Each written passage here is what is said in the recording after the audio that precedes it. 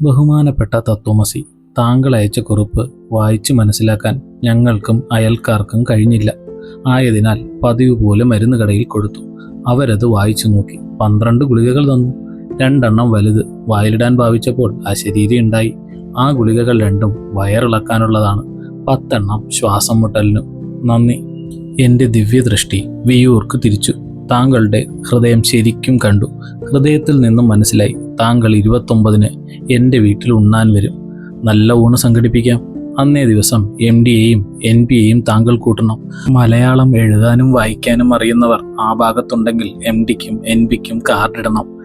താങ്കളെ മലയാളം പഠിപ്പിക്കാൻ ഒരു പെണ്ണിനെ താങ്കളുടെ സവിധത്തിലേക്ക് അയക്കാം. പരമസുന്ദരി. താങ്കൾ അവളെ കെട്ടുകയാണെങ്കിൽ മാസം തോറും എനിക്ക് 250 കാ വീതം അയക്കണം. താങ്കൾക്ക് അവളിലുണ്ടാകുന്ന ആൺകുട്ടികളെ എനിക്ക് തരണം. ഒരു ചാവേർപ്പടം ഉണ്ടാക്കാനാണ്.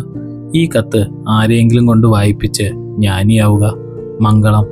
മുഹമ്മദ് ബഷീർ.